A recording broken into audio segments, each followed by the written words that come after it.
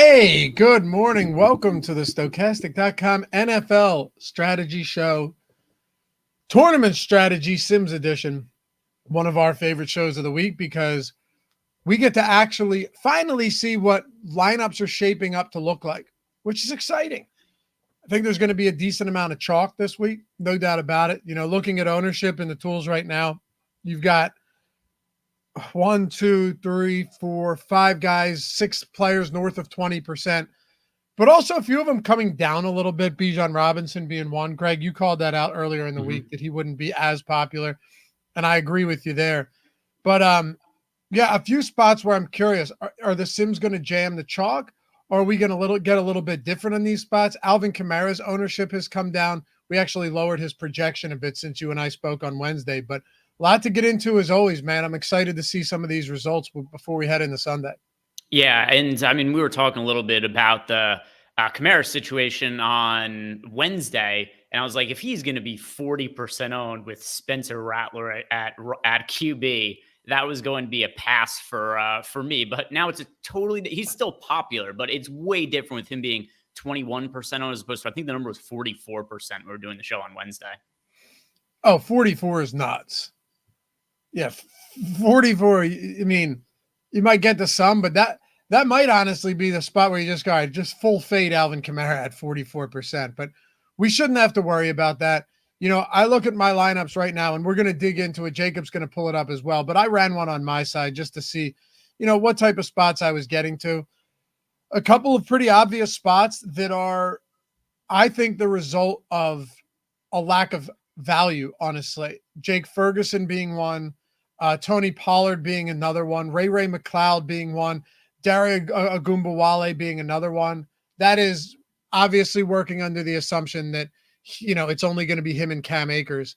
But there's not a lot of value, which means that it's forcing some of these, you know, weak position guys into our lineups at a pretty high clip. Yeah, there's been a ton of value so far this year. So this is by far the least amount of value we've had on any slate this year. And since we did the show on Wednesday, it's not like there's been additional guys ruled out because of injuries here or anything like that. So the FanDuel slate is going to be maybe a little bit different because if Neighbors doesn't end up playing, then you still have like Darius Slayton as a viable cheap option.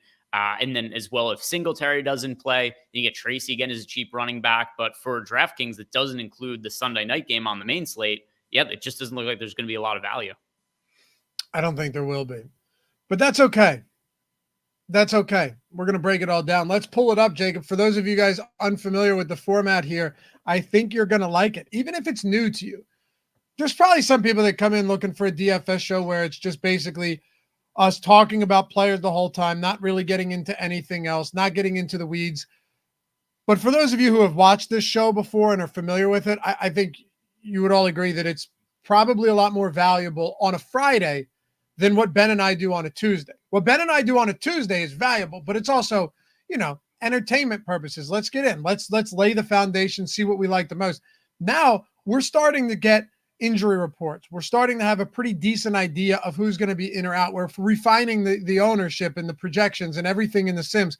We can actually see what the highest Sim lineups look like. You know, what lineups that grade out are going to look like, what positions look like, and how the stacks grade out as well. So that's what we do on this show. Of course, we're adding insight and analysis along the way. If we didn't do that, it would be unbearably boring, I think. But it is always one of my favorite things to do, to see what we're getting. I haven't run the Sims yet for the main slate, so this is my first time doing so. So happy to have you guys with us. If you're new here, you guys as well, hit that thumbs up, tone for your sins this morning, subscribe to the channel. As Ben would tell you, it's totally free to subscribe to the YouTube channel. If you're new, hit that subscribe. If you don't like it, just bounce. You never have to see us again. But we got over 100K, and we're grateful for you guys. You ready to dig in? Any thoughts before we get into it? Any preconceived notions or assumptions? Yeah, so one thing that's going to be interesting for me to want to look at is, because value is so shitty on the slate, do Spencer Rattler lineups end up becoming viable now that he's going to be the quarterback starting on Sunday? And I know he's Spencer Rattler. He was not a high draft pick. He's a rookie. for all expectations should be it's going to go poorly for him. But at 4K at quarterback on a slate that's really lacking value, I'm curious to see if he pops up in lineups. That's the thing that I'm most interested to see. Me too. And I will say, I don't actually know yet. I haven't looked at quarterback or stack exposure. All I did was on my initial run, look at some of the top exposures, and none of them are quarterbacks. So we'll get into it. Let's make it happen. Jacob's got it pulled up behind the controls today. And let me go to full screen here. Oh, my fault. Did I just do that? Jacob, that's my fault. Did I hit full screen or did you do that? We're good? All right, we're good. Anyway, I just want to make sure I can see everything. Let me expand it. There we go. Okay. Put it back to however you want, Jacob. We can leave it like this too for the time being. It doesn't matter to me. Wow, look at the number one lineup. Spencer Rattler. By the way, there is no way I'm playing Spencer Rattler triple stacks. Like, I'm cool with getting him in as value in lineups, but for me personally, I'm going to be weeding out any Spencer Rattler triple stacks. If I get a lineup that's like him and like I could see double stacks if it's like him, Shaheed, and Kamara or something like that. Zero chance I'm going to play a Spencer Rattler triple stack though. I'm not either. And one of the reasons for that is if you're playing a 4K Rattler, you don't actually need him to be insanely good in order for it to win you a tournament. Like Desmond Ridder last year against the Commanders had like 22 or something, or 19 or 20, you know what I mean? Daniel Jones had 19 earlier in the year and won somebody a milli this season. You don't need that massive performance. If you got a 20 spot out of Spencer Rattler, as long as he carries two guys with him, or even if you single it, that should be enough. The QB +3, you're now getting into territory where he needs to be legitimately good to support those guys. Like you, with a QB +1, so a single stack or a two-man stack, you can get away with good but not amazing games from those skill players and the quarterback because it's going to open things up elsewhere, particularly because your quarterback's so cheap. With 3, though, Greg, you actually need a really good game from Rattler to support those 3 other pass catchers. Yeah, and another part of this, too, is that Rattler has rushing upside. He's got legs. He's got the ability to run. So there's a scenario where, especially relative to 4K, like Rattler could throw for maybe 150 yards, a touchdown. Maybe he rushes for 40 yards. It'd be a really solid game for his price. But just about all of his pass catchers are sucking in that scenario. Yeah, QB +3 is tough. If you go to if you were to go to exposures, Jacob, and go to stacks, my assumption is that we don't have, oh wow. Okay, no, we don't actually have that much of him. So wait a second. If we're getting 5% of him, where's the exposure going to? Dak. Pretty spread out at QB. Looks like the only ones we have double-digit exposure to is 13% of Prescott, 12% of Jaden Daniels. We've got 11% of Jordan Love. And, for single stack, Jalen Hurts is showing up as a single stack in a bunch of lineups there, 12% of him. Yeah, we're pretty spread out at QB. There's nobody who's showing up in a ton of lineups. I'm trying to think if there's anybody that's not there that I'd like to have. There isn't that much exposure to Lamar Jackson there. We only have him in 3% of lineups. So that's got to be a pricing thing. He's tough to get to. Yeah, he's also popular. He's projected to be the most popular quarterback on the slate. But that's one thing that I just noticed, that he's somebody who isn't showing up a whole bunch. Let's see, are there Jaden Daniels? Oh, yeah, Jaden Daniels was in 12% of lineups. Who else is popular on this slate? Oh, I know. Popular. I got one for you. Oh, never mind. We have 6% Fields. That's not bad.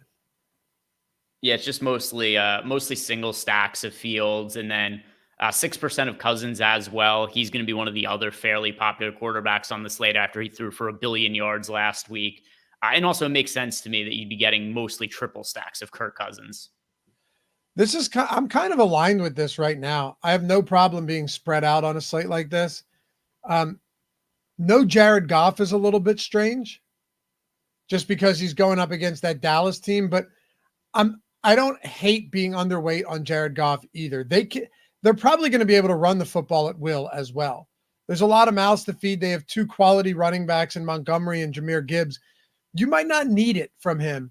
I do like, though, that we have Dak Prescott.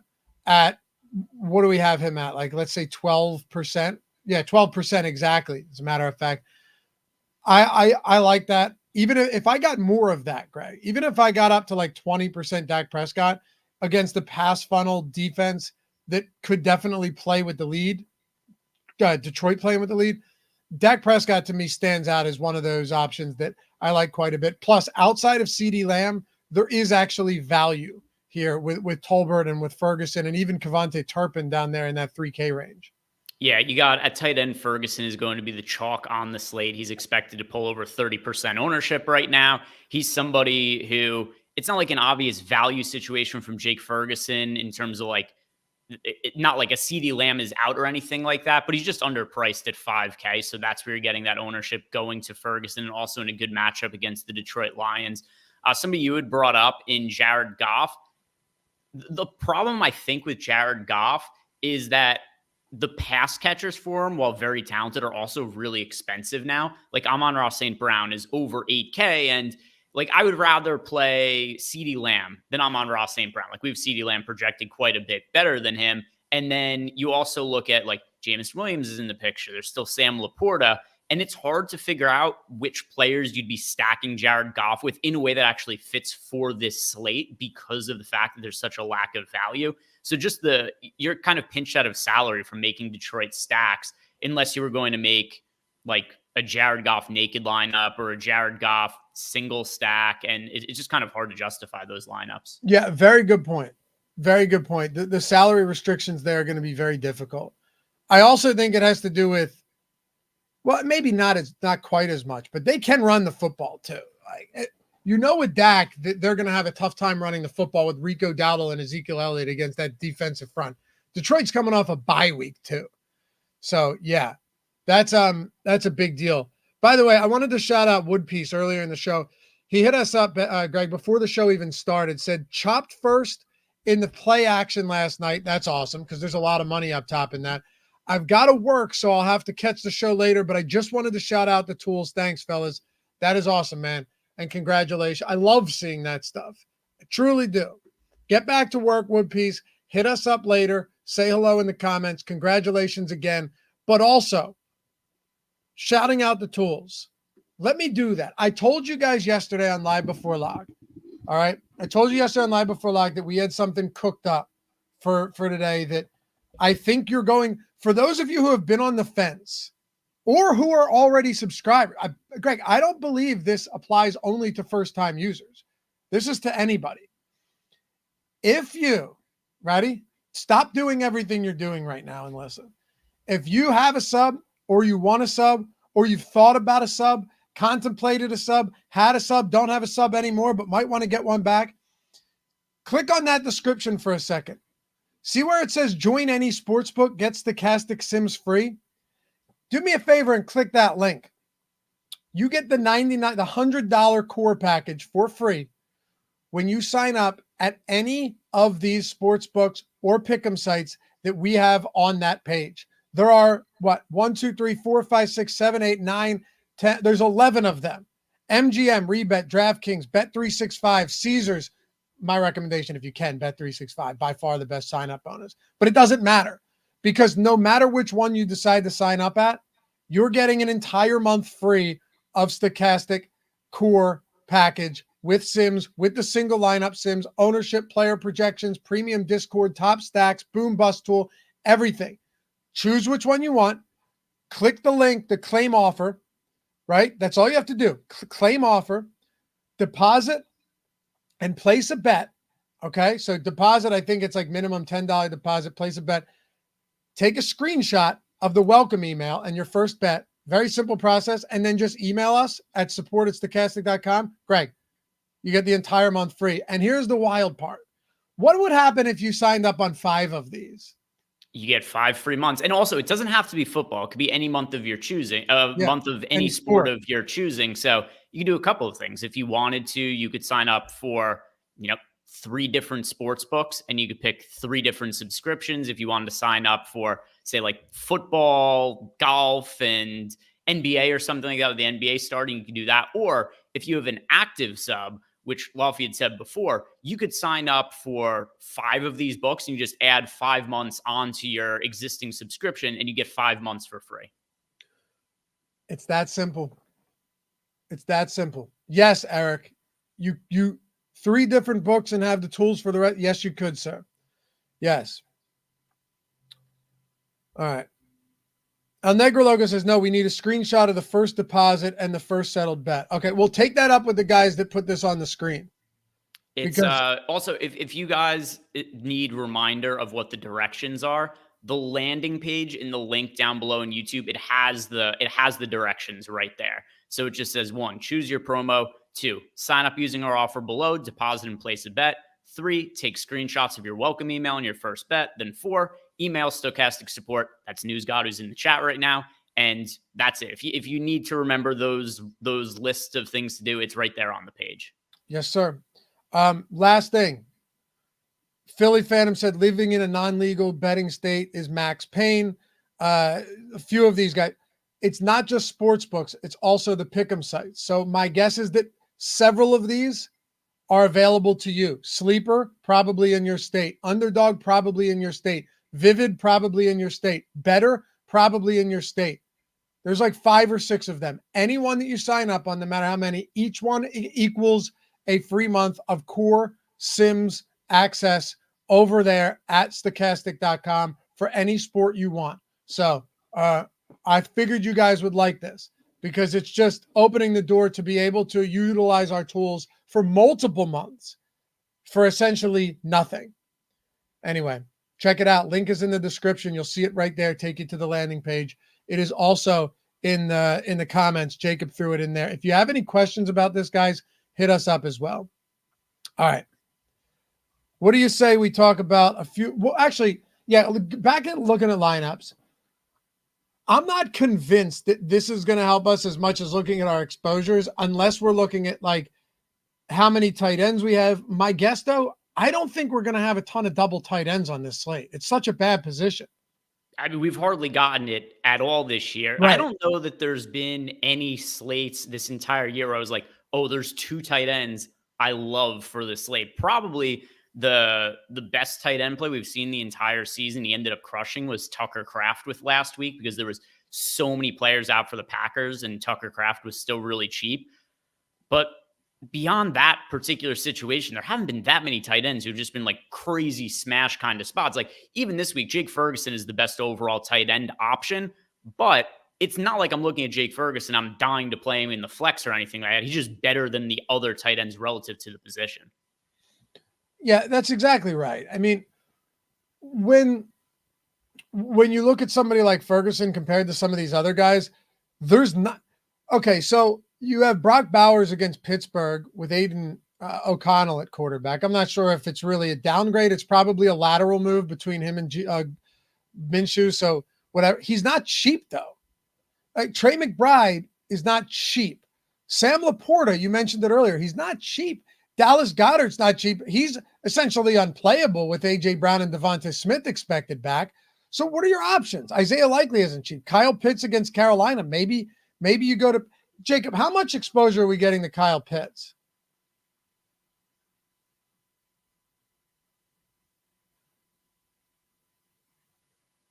A lot of Ferguson. Yeah, we're getting so much Ferguson that no other tight end even really pops up. But Jacob, can you do me a favor? Go to lineups, right? And then go to exposure caps. Type in Ferguson and set it to like 40%. It's just an experiment, Greg. I want to see what else pops up. Go do Jake. No, you spelled it right. Sometimes that gets weird. No, he spelled it F-U-R-G. Not the first time he didn't. Oh, I didn't see that. Yeah, just type in 40. You can just type in the number 40. Yeah, let's try 40% and see what happens here. And this will reshuffle exposures. You don't have to actually do anything. Yeah, just check exposures now. You don't have to change anything. Many of you guys after today are going to have access to these tools. This is true. Pay attention. And still basically no pits. It boosts Ertz, Otten, Sanders, Kraft, McBride. What do you think about that? I bet it lowered our exposure to Dak as well. I bet you're right.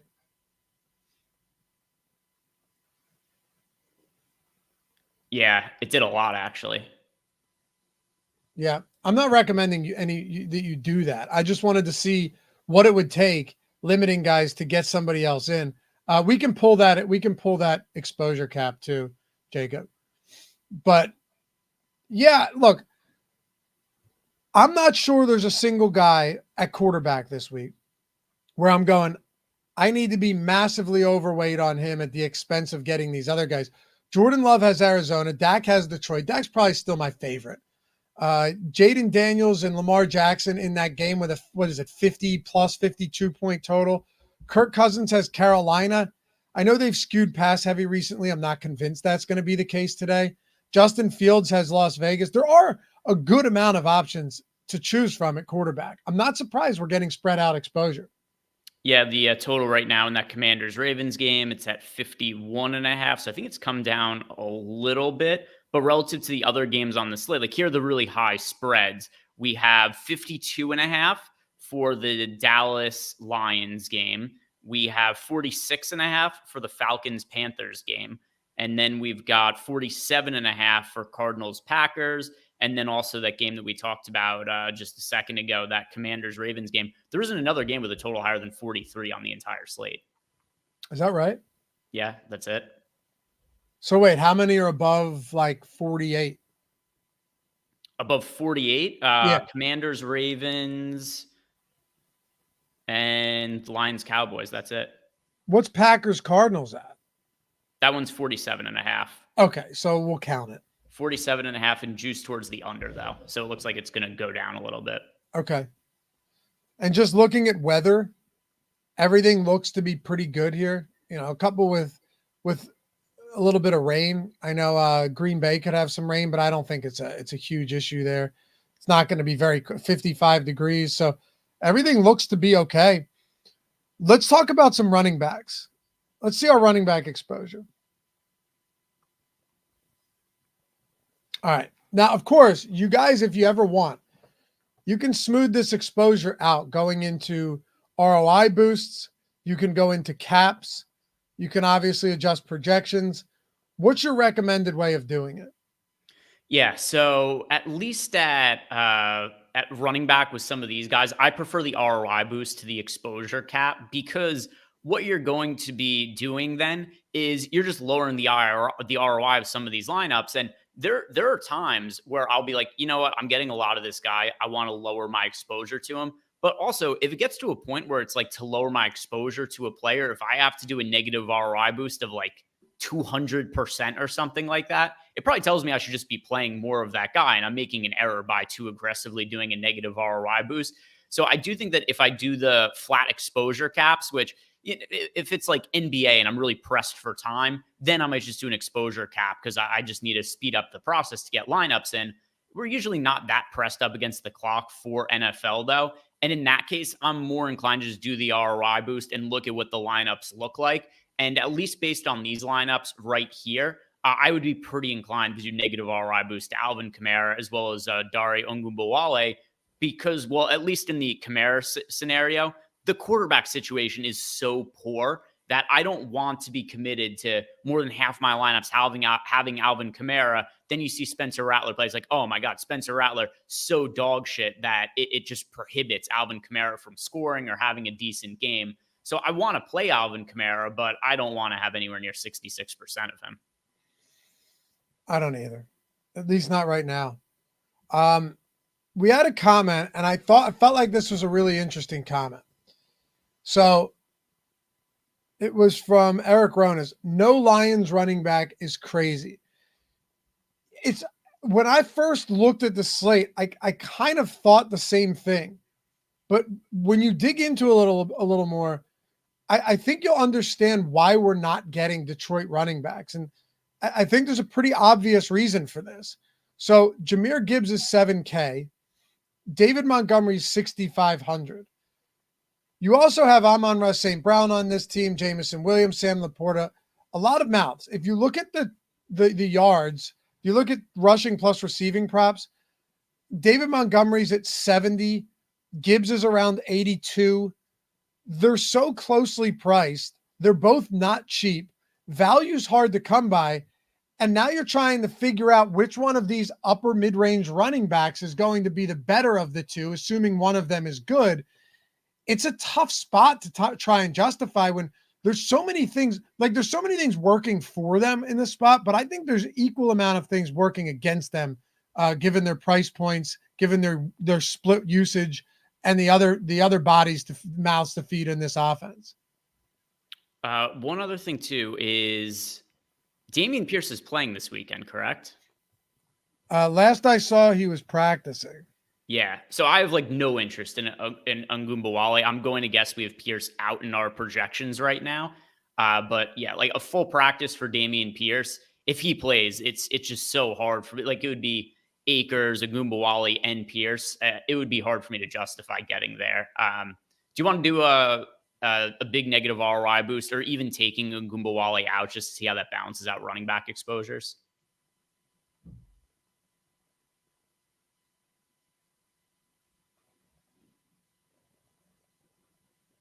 You could just cap him at 0.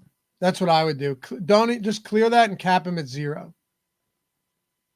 Yeah, because for this, we have, and it's not that like it's confirmed Dameon Pierce is in, but sometimes when players are questionable, we just kind of will take a stand in the projections, and we have Pierce listed out right now. I would rather just assume Pierce plays for now and just take Ngumbawale out. So just go to the exposure caps. Go to lineups and then exposure caps. Yeah, and then just put Ngumbawale at 0, so it takes him out. I'm wondering if he's still the guy, even if Dameon Pierce comes back. By the way, slick move by typing in the first name and not the last name there, Jacob. Ngumbawale has been good too. It's funny. But yeah, he wouldn't be very viable at all.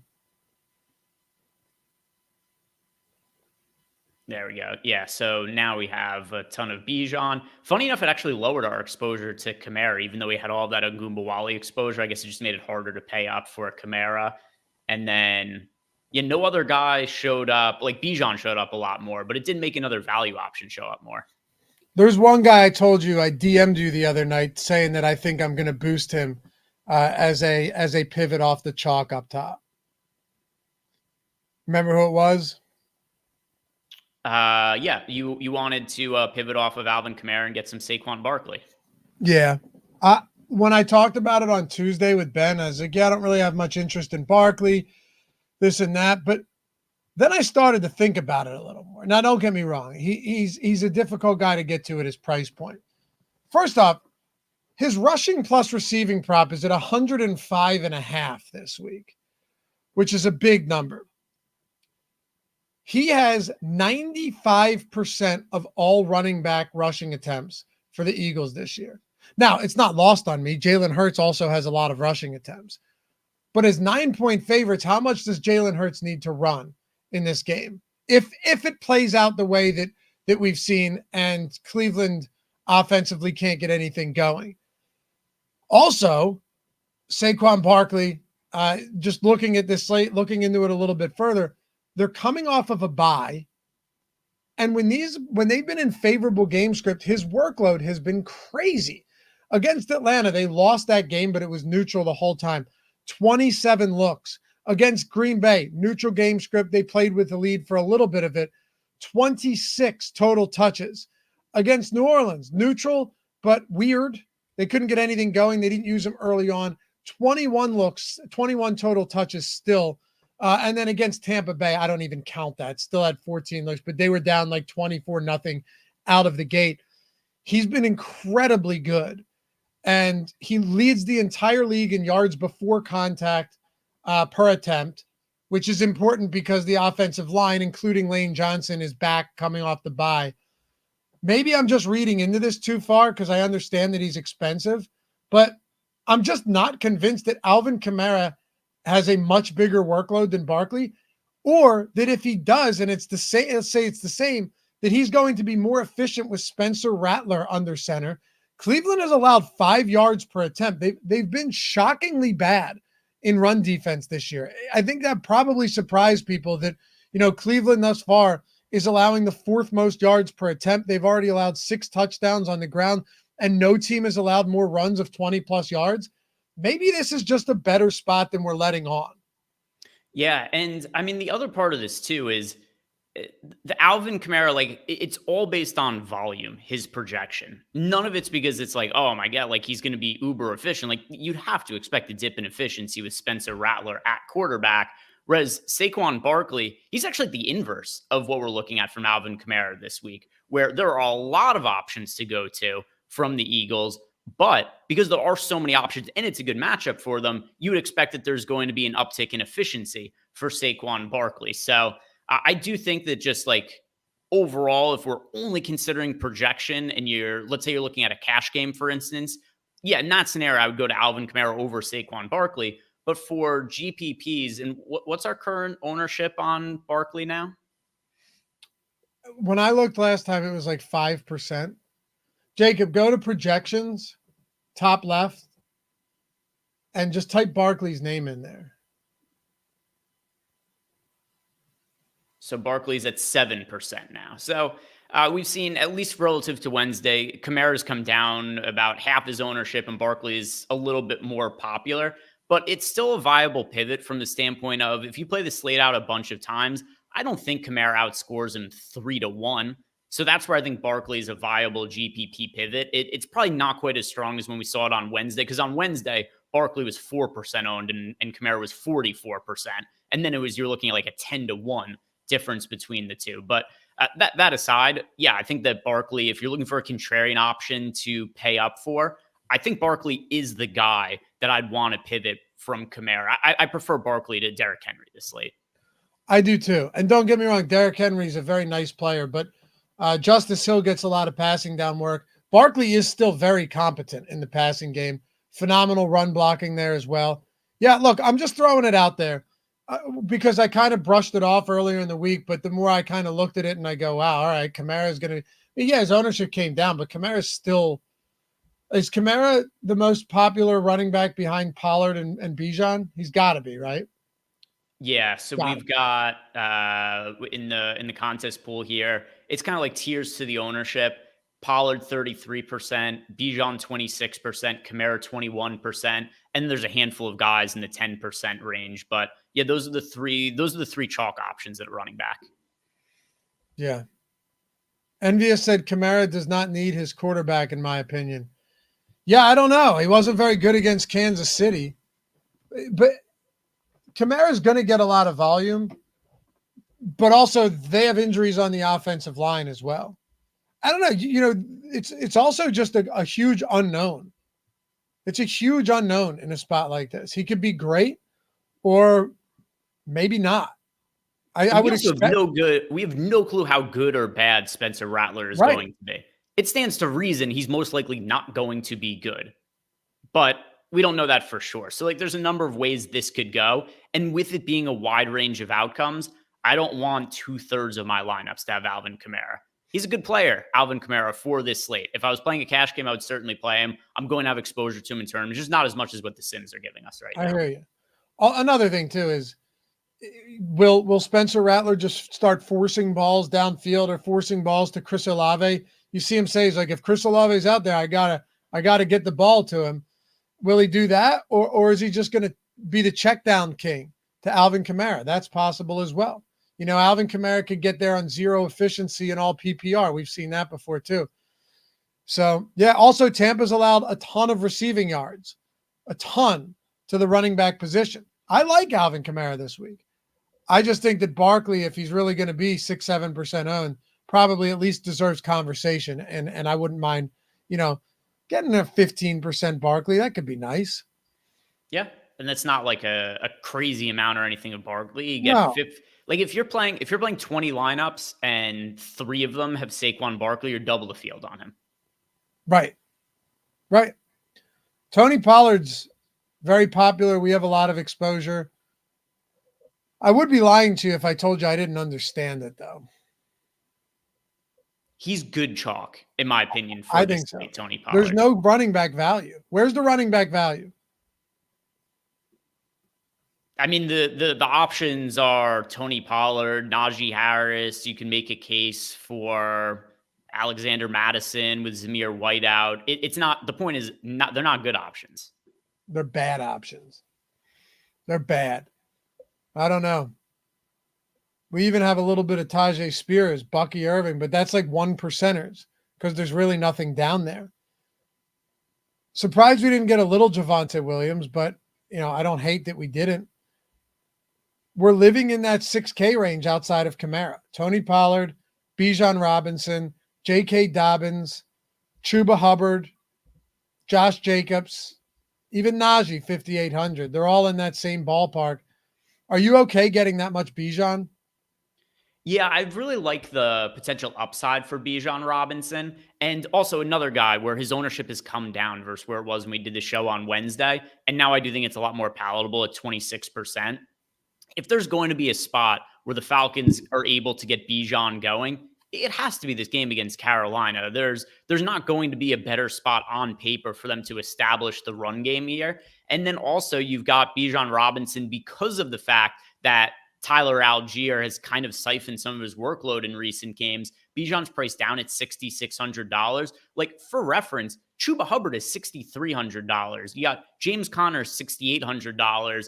Think if you guys did best ball drafts this year, if you did season long drafts, Bijan Robinson was going way earlier in the draft than any of these guys. And now he's just grouped in the same as like Chuba Hubbard and James Conner. And I think the upside of Bijan Robinson makes him really appealing at the $6,600 price tag. Man, that's a funny way to look at it. You're right. Like, Bijan was a first round pick, and first round or what? Early second round? No, he was first round in best ball. Bijan was like, his ADP was like 6. He was right in there with Breece Hall. Yeah, he was going a little bit before. I mean, like, it obviously moved a little bit over the course of the season, but like the middle of the first round, it was like Justin Jefferson, Breece Hall, Jamar Chase, Bijan Robinson. Like, those are the players he was grouped in. I know Breece Hall hasn't been great this year either, but like those are the players that he was being drafted with. Incredible that people were so out on Saquon Barkley that he was falling to the late second in some spots. Just outrageous. But yeah, you're right. Like, he's now grouped with James Conner and David Montgomery and Chuba Hubbard and J.K. Dobbins. By the way, Ramondre Stevenson was just ruled out for the week. Oh. Well, did they preemptively price up Gibson? Yeah, see, I'm still not that interested in a $5,300 Gibson with Drake May on their center. People are acting like this Drake May thing is going to be the savior in his first week. The guy has a passing prop of like 153 or something. The reason I think Gibson is viable, though, he's a capable pass catching back, and this is going to be a game script where every game script for the Patriots figures to be a throwing game script. And we just talked about how shitty the cheap options are on the slate. And it's really hard to find cheap guys that we like. I'm interested to see where the ownership ends up coming in on Gibson.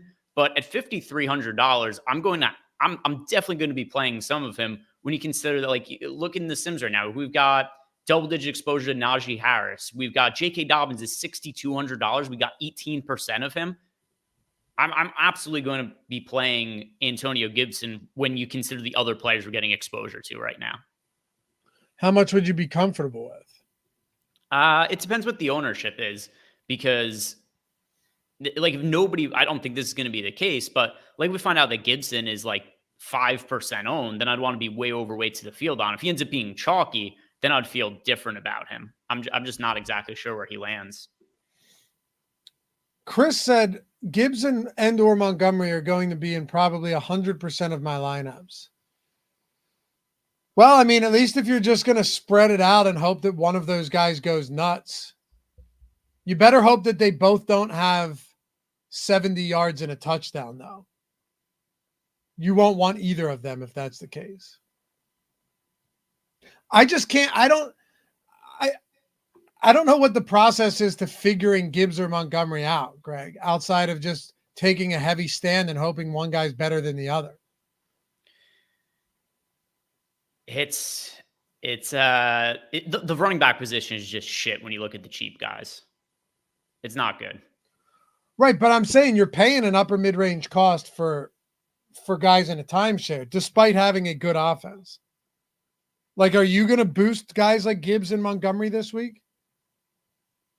I don't know that I'll have. It's so hard to say right now because I don't know what the exposure is going to be to Gibson when we update projection and No, ownership and Gibbs all of and that. Montgomery, I'm saying. Oh, Gibbs and Montgomery. Sorry, I thought you said Gibson. No, Gibbs and Montgomery. Okay. Do you see yourself boosting to get them into lineup? No. Not at their price points. That's the problem I have too. If they were both like 6K flat, maybe that's an art. Actually, yeah, 6K Gibbs, they give me all of that. But see, he's up there. He's up there in salary, and there's a bunch of guys in the 6K. It sucks because I'd like to get to Gibbs. I'd like to get to Montgomery. I just think it's going to be tough. But yeah, Philly Phantom saying Montgomery has scored in all 4 games. That's a fact. Yeah, but it doesn't mean that he's a lock to score. It's not like he scored in every game this year, therefore he has to score this week as well. I mean, his odds are probably, I don't know, what, like 60% chance to score this week or something? Well, go a little bit further. He's scored in all 4 games, and 3 of those 4 games would not be good enough to put you in position to win a tournament. Yeah, he's not somebody who typically has a massive amount of upside, David Montgomery. I get that his floor has been decent this year. Well, he's a good football player for sure. Doesn't mean he has to have a high floor going forward. But the other issue with him too is he doesn't really get that much involvement in the passing game. He's had one really heavy volume game against the Arizona Cardinals where he had 23 carries and then also had 3 catches for 17 yards.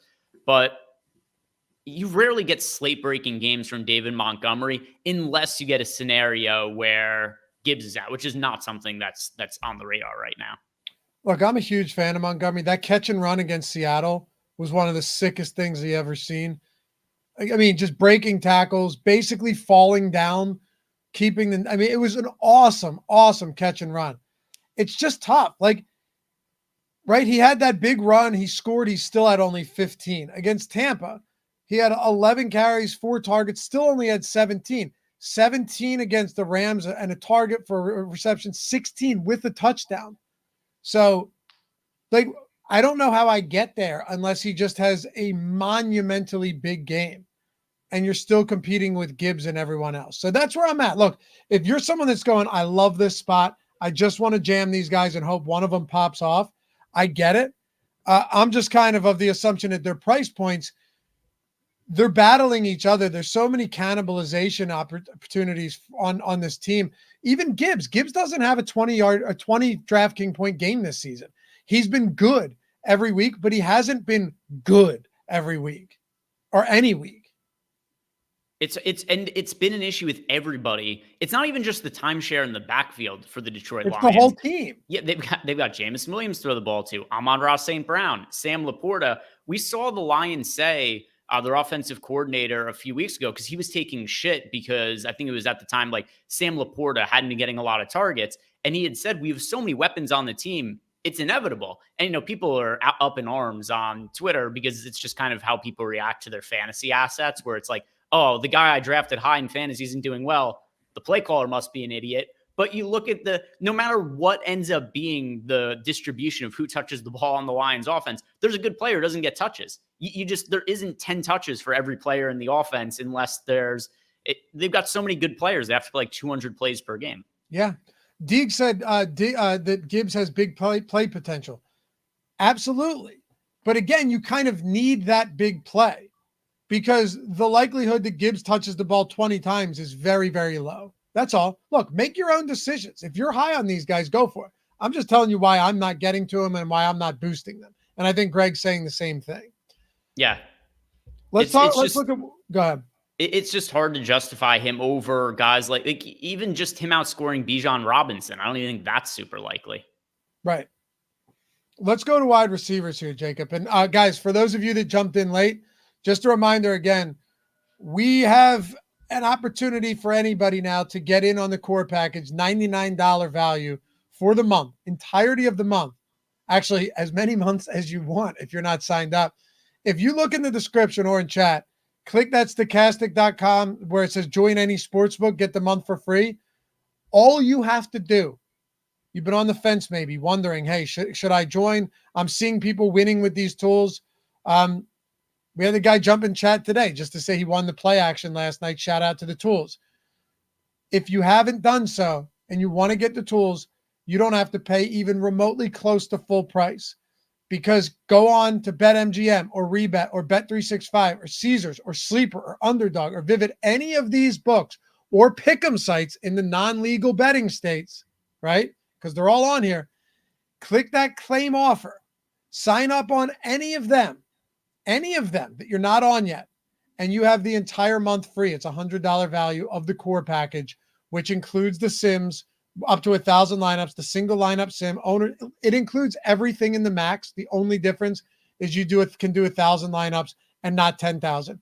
Just sign up using that link where you see claim offer, take a screenshot of your welcome email, and after your first bet settles, and then email support@stokastic.com with the screenshots, and boom, you're set up. The craziest part is if you signed up for 4 of these and you can prove all of it with using the link on that landing page, now you have 4 months. We've never done anything like this before. And if you have questions, hit us up. But that's where it is. Link in the description and in the chat. All right, wide receiver position. Let's dig in. Ray, because he's cheap. Yeah, only two wideouts in north of 30% of lineups. I'm surprised that Josh Downs is not getting more ownership this week. 15% at 5,500. I mean, it's still a good chunk of ownership. It is. I just thought he would be a lot higher with Pittman on the IR.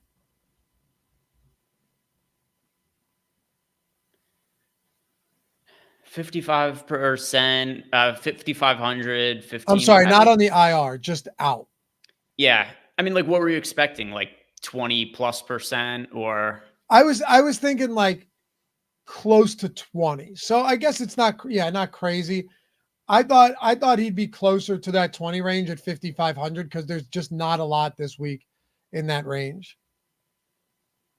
If he was a little bit cheaper, you know what actually hurts Josh Downs is that he had a couple of things also. I don't even know that Josh Downs is going to end up playing this week. I know somebody brought that up in chat too, but Josh Downs hasn't been practicing. So there is a possibility that he doesn't end up playing, but like assuming that he is good to go, maybe that brings the ownership up a little bit. But the fact that he played well last week and that brought his price point up to $5,500, that is something that holds him back, as well as the injury. Yeah, if he doesn't play, then Alec Pierce. Here comes old Alec Pierce, the guy who has a 70-yard reception twice a game every week on only 2 receptions. He's 13th in yards and 68th in receptions or something, which is preposterous. It's entirely unsustainable. But if Downs and Pittman were both out, would you be going to Alec Pierce? One of my biggest regrets of this season, Laufey, is way back when you and I did the week 1 show, and we were talking about Josh Downs being out and who's going to be the wide receiver 2 for the Indianapolis Colts. I said at the time I thought it was going to be Alec Pierce, and then I thought he was a good GPP play, and then like other value opened up, and I just didn't play Alec Pierce. And then he ended up having a really big game. I think he was in like the Millie Maker winning lineup for that slate, and I've been waiting for an opportunity to play Alec Pierce ever since then. And I think this is the spot just for the upside. I wish it was Flacco. Yeah. I hear you. At the same time, too, though, Anthony Richardson has massive big play potential. He does. He's massive, terrible play potential, too. He's two-faced. Every coin, he flips it, and you don't know which side of it is going to show up. But he throws some ridiculously good and ridiculously bad passes downfield. It's not crazy to think he could hit one long one for Alec Pierce. It's not. Plus, ridiculously bad passes aren't necessarily a bad thing from a DFS standpoint if you fall behind as a result. You know, it's not bad. Hell, you could have the Tony Pollard, Alec Pierce lineups, right? Going secondary stack, no quarterbacks, running back, wide receiver, and it ends up just being the, as Ben would say, mega mind genius play because Richardson throws interceptions and Tony Pollard has 2 easy touchdowns inside the 10. Yeah. And then you just have to chuck it to Alec Pierce all game. Alec Pierce had 0 targets until there was like 6 minutes left in the game last week. And then he finished with, I know you talked about the big catches he had at the end of the game, but like that's how quickly Alec Pierce could end up having big plays. It would be the worst sweat ever though. Like you have a really good lineup and Pierce has 0 going into the third. And like you're hoping for the 170-yard touchdown. So in hopes of, which was not successful, of avoiding being limited at new books that I'd signed up last week, I placed a bunch of dumb parlays. One of the ones I had placed, it was like Joe Flacco overs with a bunch of other overs in that game. One of the players who was in that parlay was Alec Pierce over 2.5 receptions, and it ended up winning at the end of the game. So I've sweated it and recently, and then ended up going my way. Why not roll the dice again? I hear you. SMP said Alec Pierce this year, 28 ADOT. Yeah. I think his yards per reception is actually slightly above 28 too. So let me look up Alec Pierce, because the numbers, like from an efficiency standpoint, have to be ridiculous. Yeah. I mean, so week 1, he had 3 targets. He got 3 passes for 125 yards and a touchdown. Last week, 3 targets, 3 catches for 134 yards and a touchdown. Yeah, throw the ball to this dude. Throw the ball to the dude who every time he catches the ball, it's a 50-yard catch. Ray McLeod, Josh Downs, Deontay Johnson. I don't know how I feel about Johnson. They do pass block well. They just lost a key offensive lineman, though, I think to a torn bicep. But their pass blocking has been really good in Carolina, so that's at least helpful. That game could shoot out. Doesn't that have a high total, too? I think 46.5. I was looking at it before. Yeah, 46.5. It's a good total. Obviously, a lot of it's going to Atlanta, but you might be forced to throw if you're Andy Dalton. Drake London, love that. No pushback whatsoever on Drake London. We're actually right around the field. Terry McLaurin, right around the field on him. Looks like we're matching the field on a number of these guys, getting very over right now on Ray McLeod, which it's a good matchup, an offense that has skewed pass heavy recently. So I don't hate that. Getting over on Johnson. Anybody else stand out to you? Let's see. As far as our exposure goes, 13% of Shaheed. That's scary as shit with Spencer Rattler at QB. But if you're going to play some lineups with Rattler, I mean, I guess it makes sense to have Shaheed as a pass catching option. Hey, your guy. Look, we've got, if you want to talk about Cortland Sutton again, he's an 11%. I don't want to talk about Cortland Sutton again. No, I don't. They scored 34 points last week, and it went perfectly according to plan, except for the part of the plan where Cortland Sutton is involved in scoring 34 points. What a disgrace. But yeah, he's what, $5,300? I don't know. 5,300, 8% owned. It's fine. I don't like him nearly as much as they did last week, and we saw how that ended. So,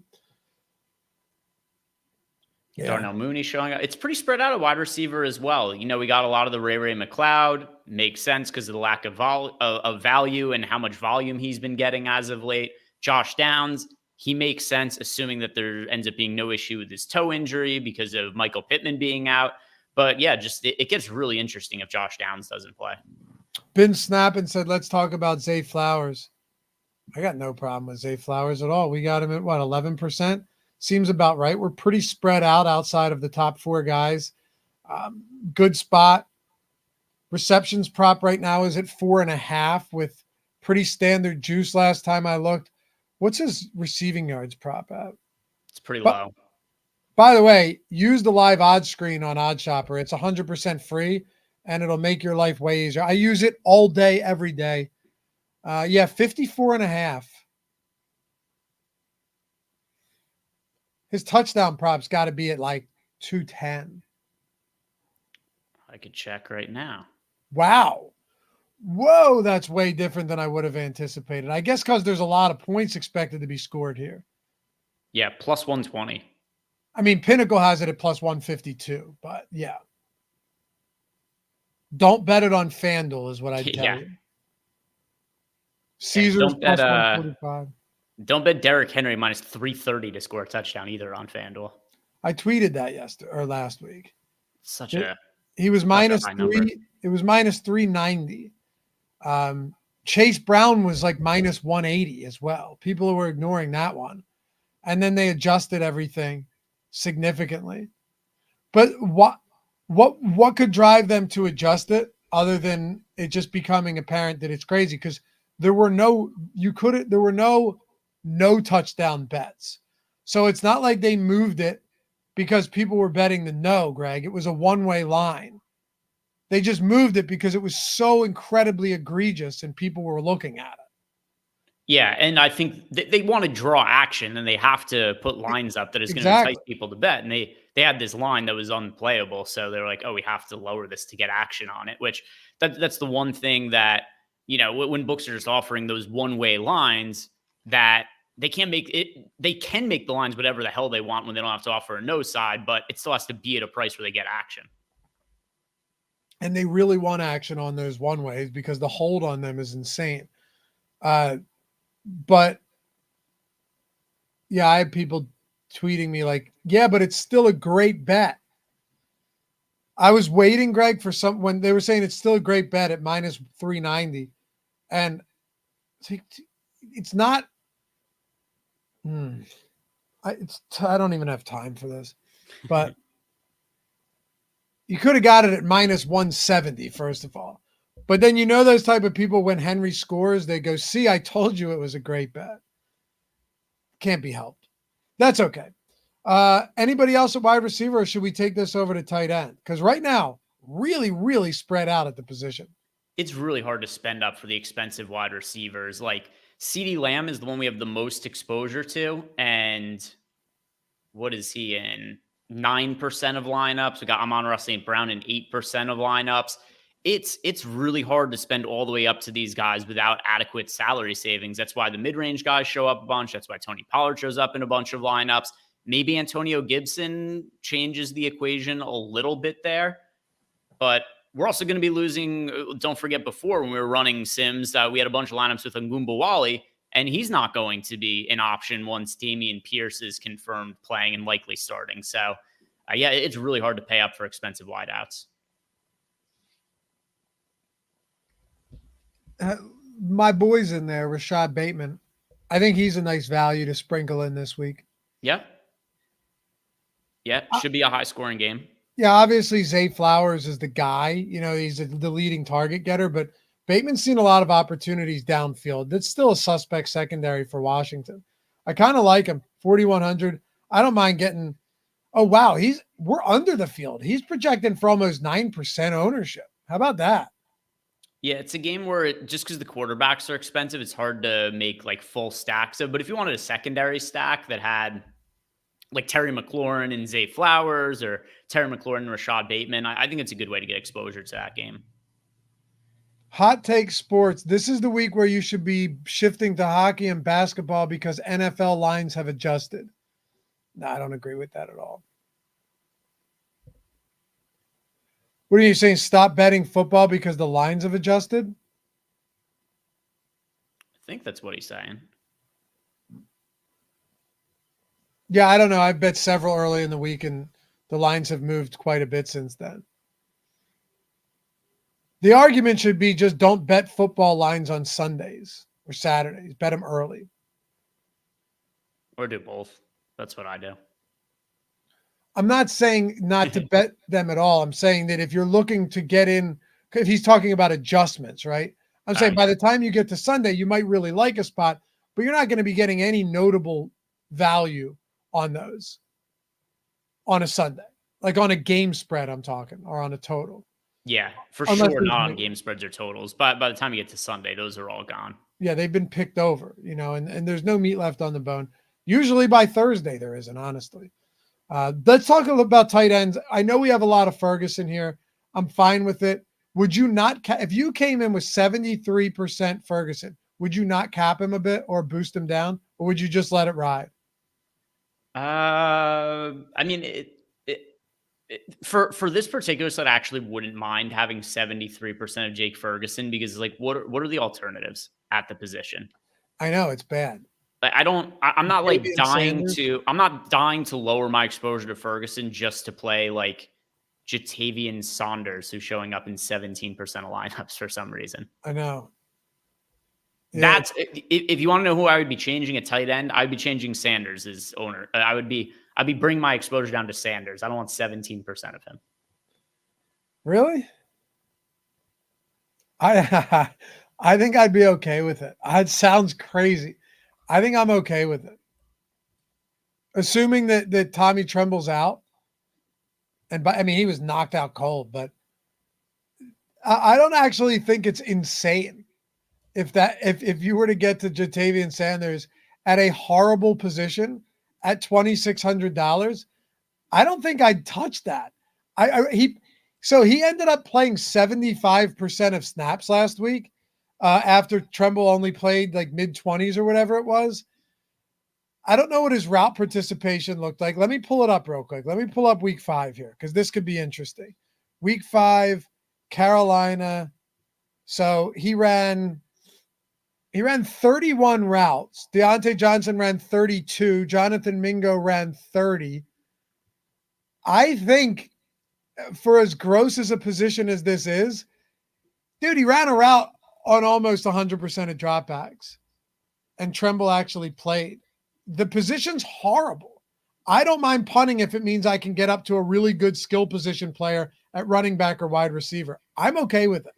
There's just other guys that are not that much more expensive who are not Jatavian Sanders. I mean, Cade Otton's $3,500. Zach Ertz is $3,700. That's a way to get exposure to the Washington game. Rather have Sanders. I'd rather have Sanders. Not me. What is Zach? Come on, Greg. Zach Ertz at 3,700. I mean, I don't want to play Zach Ertz. I don't really want to play Zach Ertz either, but I don't want to have almost 20% of Jatavian Sanders. I hope I have 100% Jatavian Sanders. You're going to get him to 100%. You're going to keep boosting and be like, how do I get him to show up in tight end and flex? Yeah, how do I get him at the wide receiver position? No, I think he's all right. I think he's all right. 2,600 is cheap. They're probably playing from behind, forced to throw. Adam Thielen's out, obviously, but Tremble's probably not going to play. How many guys do they really have there? Mingo and Xavier Legette?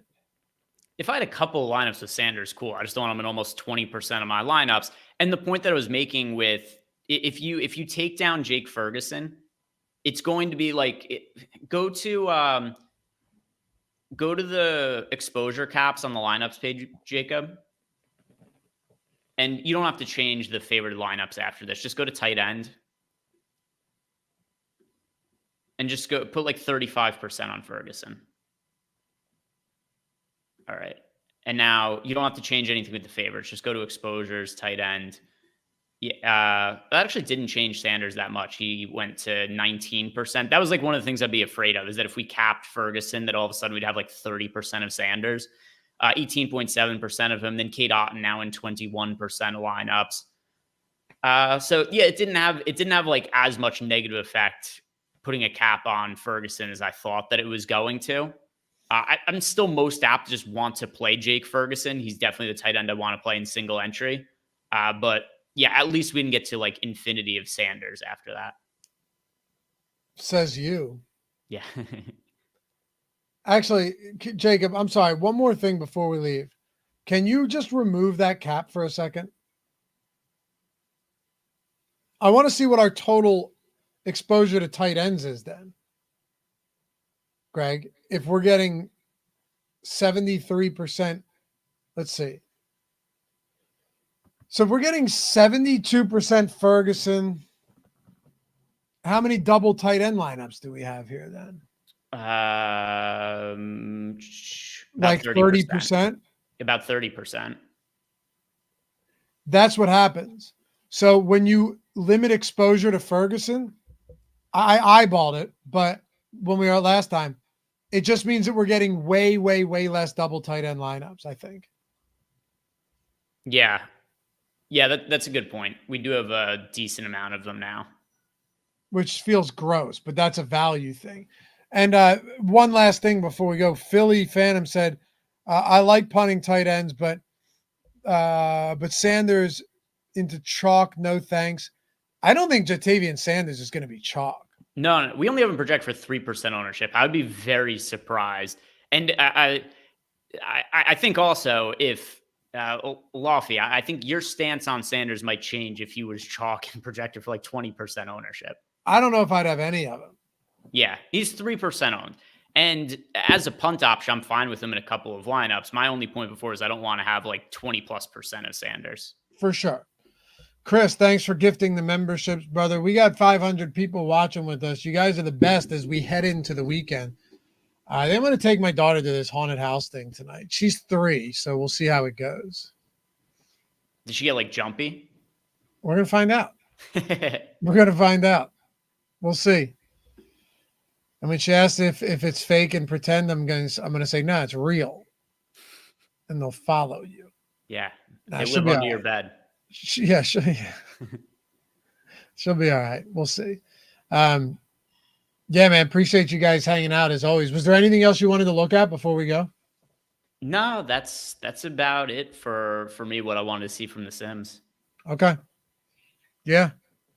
And again, in case you guys are wondering, that link down there and in chat, just click any of those books. You sign up, follow those steps. You got the entire month of core package, $99 value for any sports you want free. And they accumulate too. So if you did 3 books, you got 3 months. It's the best we've ever done with anything like this. We want you to use the tools. We want you to love the tools. We want you to win with the tools, and we think you will. So check it out. I mean, really, essentially 0 risk whatsoever with this approach. And hopefully we see you in the Discord. Think of it this way too. Like if you can make it a sign up on one of these sites, make a deposit for $10, you're turning $10 into like $100 subscription. And you might just win your bet. That's true too. You know what I mean? Anyway, appreciate it, guys. Hey, have a great weekend. We'll see you back here Sunday for a deeper dive, live before lock. Are we doing the London game showdown at 9 a.m. Eastern? We are. All right, Jags, Bears. That's another one. So we'll see you. Big block, 4 hours, all the way up to 1 p.m. on Sunday. Until next time, see you later.